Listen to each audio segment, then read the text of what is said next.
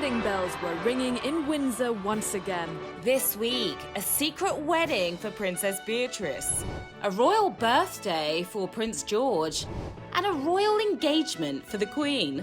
4 months ago, I was just Tom Moore. Now I'm Sir Tom Moore, and I'm thrilled.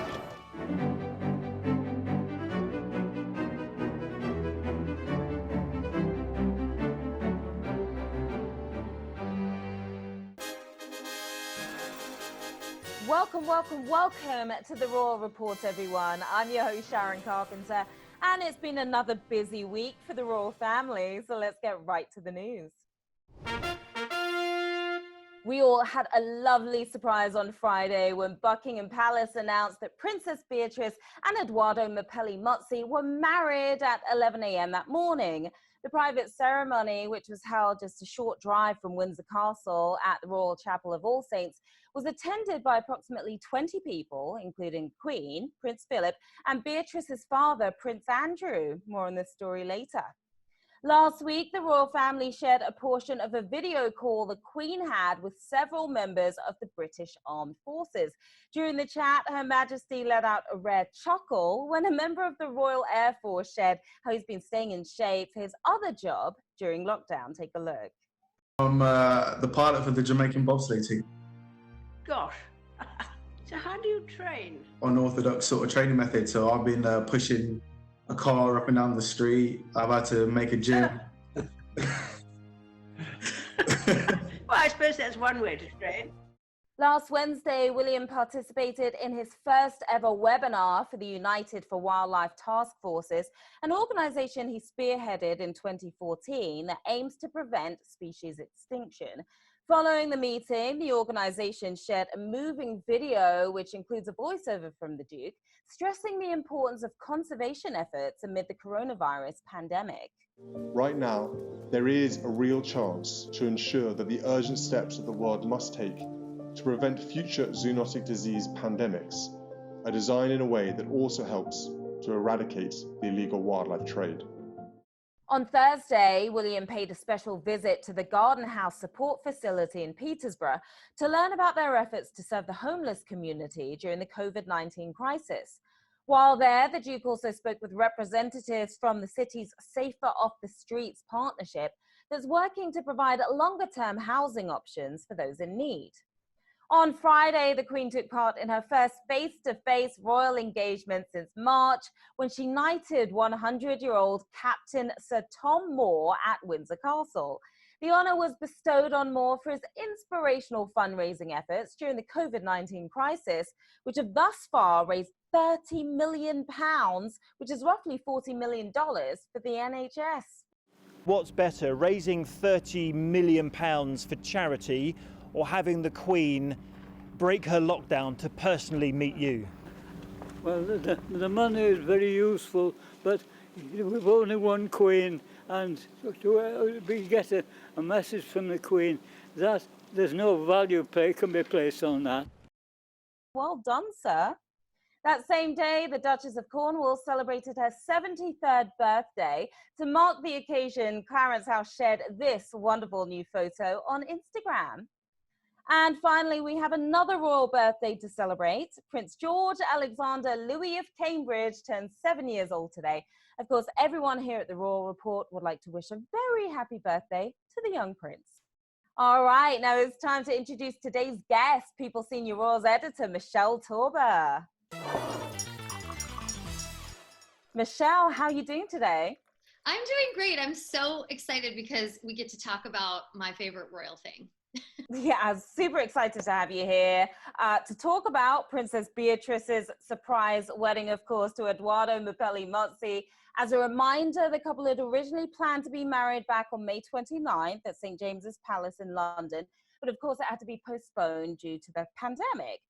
Now, we understand the wedding took place last Friday at 11 a.m. at the Royal Chapel of All Saints at Royal Lodge in Windsor, a short drive from Windsor Castle. So first off, Michelle, why now? Why was last Friday chosen to be the big day? And why was it kept a secret? Yes, so there is nothing like a royal wedding, but this was a royal wedding like no other.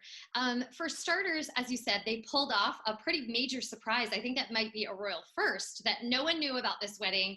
The public did not know about this wedding ahead of time, only a very small handful of close family. And really the timing was driven by Beatrice's grandmother, Queen Elizabeth, Her Majesty.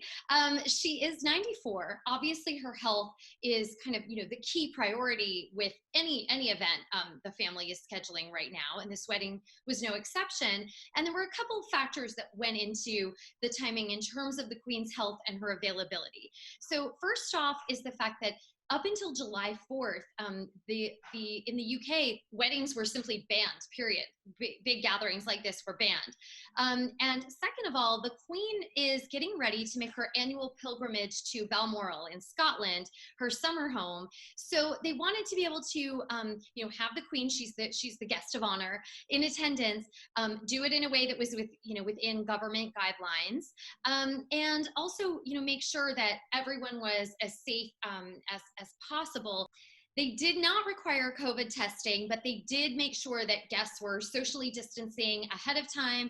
And of course, as you see in the photos, socially distancing at the wedding itself. The portrait released where you see Prince Philip and who's 99, and Queen Elizabeth standing the kind of requisite 6 feet apart from the bride and groom. It kind of tells you a lot about what the ceremony and the wedding itself was like. So what can you tell us about the venue itself? As I mentioned, the Royal Chapel of All Saints at Royal Lodge in Windsor. Why was the ceremony held there? So Royal Lodge is the home of the York family, and that, of course, is Beatrice's father, Prince Andrew, her mom, Sarah Ferguson, her sister, Princess Eugenie. They grew up at Royal Lodge. It's still where friendly exes Andrew and Sarah live. And the chapel, which is a lesser known royal chapel, is on the grounds, and all of this is in Great Windsor Park, which is right, a stone's throw away from where Queen Elizabeth and Prince Philip have been sheltering in place at Windsor Castle. All makes sense. Now we have to talk about the dress. I thought Beatrice's dress was gorgeous. What can you tell us about it? Oh my gosh, it was such a fairy tale dress. And the best part is that it had so much nostalgic meaning and so many callbacks to Queen Elizabeth. So it is a peau de soie vintage dress, borrowed, it's something borrowed from Queen Elizabeth, and it was designed by Norman Hartnell, the same designer who made Queen Elizabeth's World War II era wedding dress, the dress that Elizabeth wore to marry Prince Philip back in 1947. So same designer, you saw all that exquisite embroidery and detailing. It has a taffeta trim, and it was remodeled and refitted by the Queen's present day trusted dresser, Angela Kelly, and dressmaker, Stuart Parvin. So I thought the fit was just absolutely exquisite.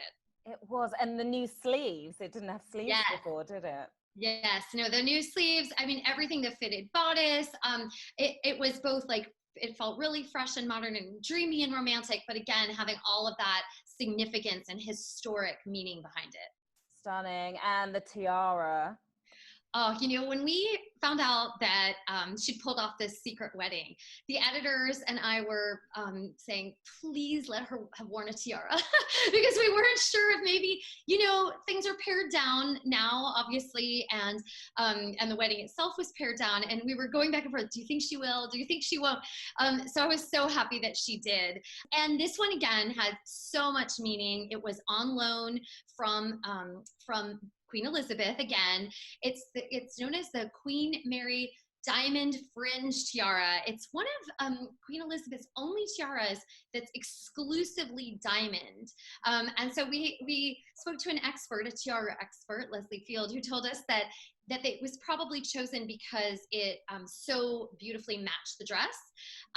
But we have another source who told us that this tiara, which was originally Queen Mary's and uses a diamond from Queen Victoria, so all these incredible, callbacks to previous generations, that it is of huge sentimental value to Queen Elizabeth. And because she is so close with Beatrice, her granddaughter, she had reserved it just for her, and that it represents, of all the loans Queen Elizabeth has made, we know she loaned Meghan Markle a tiara, and she loaned her Beatrice's sister Eugenie, Kate. I mean, every royal bride's tiara is on loan from the Queen, essentially. But the fact that she saved this one for Beatrice really had a lot of, shows how close they are as a grandmother and granddaughter. And this was also the one that Queen Elizabeth wore at her wedding. Exactly. How could I forget that? Yes. This is the one she wore. So not only was the dress designed by Queen Elizabeth's wedding dress designer, but the tiara was worn by Queen Elizabeth at her wedding, and it was also worn by Queen Elizabeth's only daughter, Princess Anne, at her wedding. So much history there in the outfit. Wow. So what do we know about the ceremony itself? Any idea who was in attendance? Yes. So the ceremony was short and sweet. Princess Beatrice was walked down the aisle by her father, Prince Andrew, and both mothers, the mother of the bride, Sarah Ferguson, and Eduardo's mother, Kelly Williams Ellis, they both did a reading at the ceremony. So there was, the couple had selected their favorite Shakespearean sonnet, and a poem by E.E. Cummings was read. Because of UK guidelines, no singing is allowed. No hymns were permitted to be sung to reduce transmission of, the virus. So instead they had music playing, and they did read a Bible passage. So it had a lot of the hallmarks of a traditional wedding, but with some allowances for the pandemic. And Eduardo's son was there. He had a pretty big role, didn't he? That's right. So Eduardo has a son from a previous relationship, and Beatrice, a source has told us that she's very close with him. His name is Wolfie, and that, she takes the role of stepmother very seriously. So Wolfie was indeed the page boy and best man, and Beatrice's sister Eugenie was the matron of honor. We know who was there. Who wasn't there? I'm guessing Harry and Meghan were unable to make the trip. Any other noteworthy absences? Yeah, so although Beatrice is first cousins with both Prince Harry and Prince William, of course, as you say, Harry and Meghan were not able to travel. They're, of course, based in the United States now. William and Kate did not attend either. It was really limited to, nor did William's father, Prince Charles, Camilla. It was limited to a very small group of just 20 close family members. Now, it's interesting. We already knew that Beatrice and Edo wanted a more private wedding than past royal nuptials. And the whole idea of a secret wedding, definitely pretty romantic. So is it fair to say that in some ways things worked out for the best? I think so. We have a source who told us that first of all, although this was a very changed plan from their original wedding day plans, which were to have taken place with they were going to celebrate in the Queen's Gardens at Buckingham Palace afterward. And it would have certainly been, I think it's safe to say, a larger affair. It was not, however, ever going to be televised like her sister Eugenie's wedding. There was never going to be a horse-drawn carriage like Eugenie and Meghan and Kate had. So sources have pointed that out to us, that this, although it was scaled down, it wasn't a dramatic overhaul from what Beatrice wanted in the beginning. She's known as the more reserved, quieter sister of the two. So several sources told us, that this wedding really suited her style. And the fact is, she is having to deal with her father's ongoing scandal in regard to his association with convicted sex offender Jeffrey Epstein, and everyone in the family was aware of, not wanting to detract from Beatrice's special day by, the scandal at all overshadowing that. So I think this smaller, more intimate ceremony really allowed for the focus to be on the newlyweds. Smart move. Okay, Michelle, finally, do we know if they'll be taking a honeymoon? Yes, we have been told that the honeymoon is going to be coming up pretty soon. They did celebrate, right after the ceremony, there was a celebration, again, in this Great Windsor Park area right on the grounds of Royal Lodge, where Beatrice grew up. And they provided glamping pods for guests to spend the night outside the celebration. So that kind of got the party started, and the honeymoon, we're told, won't be far off. I love that. That's a good idea. Glamping pods. I love it too. All right, Michelle, thank you so much for breaking all this down with us. We appreciate it. Thank you so much, Sharon. We have to take a quick break, but when we return, we'll be celebrating Prince George's birthday, so stay tuned.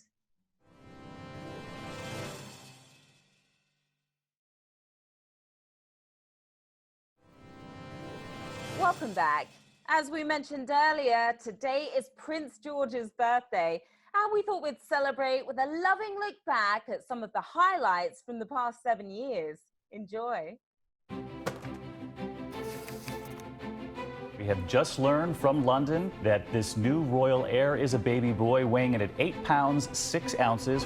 On July 22nd, 2013, William and Kate welcomed their first child, Prince George Alexander Louis of Cambridge. Very emotional. Yeah, it's very emotional. It's such a special time. I think any parent, I think, will probably sort of know what this feeling feels like. The following month, the proud parents gave the world a second look at their new son with these family photos. They just may be the most anticipated family photos ever. In October, royal watchers finally got their first George close-up thanks to these 5 images taken to commemorate his christening. It was the glimpse the world was waiting for. Proud dad teaching him the age-old tradition, a first royal wave, tiny hand lifted high. Prince George embarked on his first royal tour in April 2014, joining his parents on their 3-week trip to New Zealand and Australia. The 8-month-old made 2 official appearances, first playing with local children in Wellington. George had his eye on a toy. His strength unquestionable. His handling skills need a little more work. Then visiting Sydney's Taronga Zoo. He does love it, honestly. That summer, the Duke and Duchess released 3 new photos of George in honor of his first birthday. The chubby-cheeked overalls wearing future king and proud parents. William and Kate eventually closed out the year by sharing another batch of adorable photos of the royal toddler tied to the Christmas holiday. He's so cute. I kind of think he looks a lot like his dad, maybe even his grandmother. Royal watchers had to wait until May 2015 for their next glimpse of young George, when he made his way into the famed Lindo wing of St. Mary's Hospital to meet his newborn sister Charlotte for the very first time. Look at that, a lovely wave from Prince George there. The following month, the young prince made his Buckingham Palace balcony debut for Trooping the Colour, alongside his extended family. His very first balcony appearance celebrating his great-grandmother, the Queen. In July, the Cambridges celebrated their son's 2nd birthday, sharing this photo taken 2.5 weeks earlier at Charlotte's christening. George used his final appearance of 2015 to show off his royal smile in the annual Cambridge family Christmas card. January 2016 marked a major milestone for the young prince, his first day of nursery school. His proud mother, the Duchess of Cambridge, marking the moment by taking these adorable pictures herself. That April, George broke out his plush princely robe for his historic meeting with President Obama. The little prince and the president shared a moment, now melting hearts around the world. That same month, he also posed with the Queen and his fellow heirs to mark Her Majesty's 90th birthday. In July, George celebrated his own birthday, his 3rd, with these new photos released by his parents. 2 months later, the young prince accompanied his family across the pond for a week-long royal tour of Canada, where he appeared alongside his sister at a party for military families. The Windsors, of course, are renowned equestrians, so it was natural to put George on a horse. He did not enjoy it.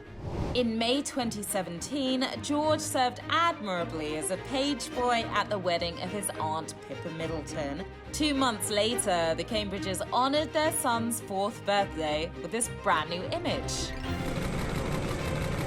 That September marked another major moment for the young prince, his first day of school.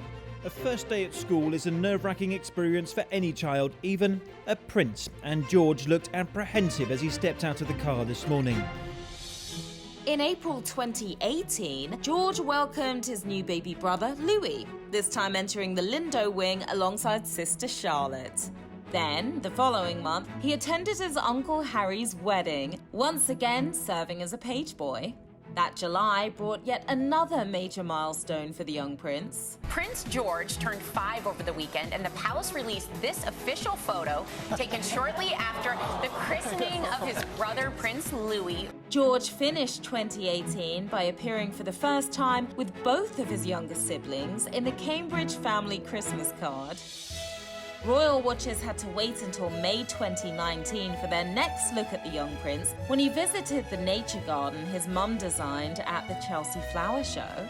The Duchess's garden given the royal seal of approval by not only the Queen, but also her son, Prince George, who gave it his own rating. What would you give out of 10, George? 10 being the highest. 20. 20 out of 10. Okay, that's pretty good. In July, George celebrated his 6th birthday, an occasion the Cambridges marked with 3 new photos, all snapped by his mum. Clearly a big soccer fan, dressed here in an England jersey, taken in the family garden.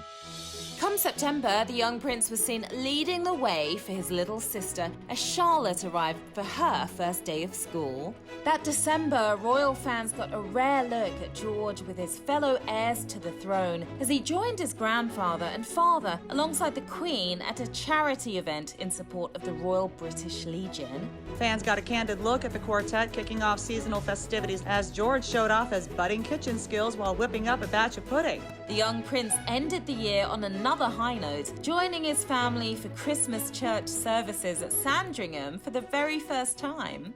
Royal watchers got a New Year's gift just 3 days into 2020 with the release of this photo of Prince George alongside the Queen and his fellow heirs to mark the start of the new decade. The 6-year-old posed proudly next to his family, donning a pair of dapper plaid pants. In March, Kensington Royal posted this adorable and meaningful video of George and his siblings joining the Clap for Our Carers movement, a show of support for all UK health workers during the COVID-19 crisis.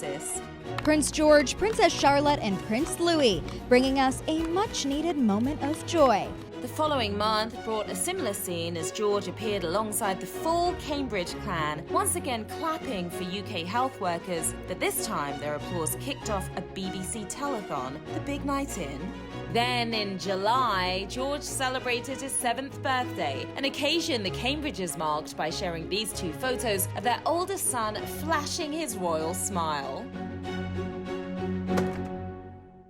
The Royal Reports will be right back.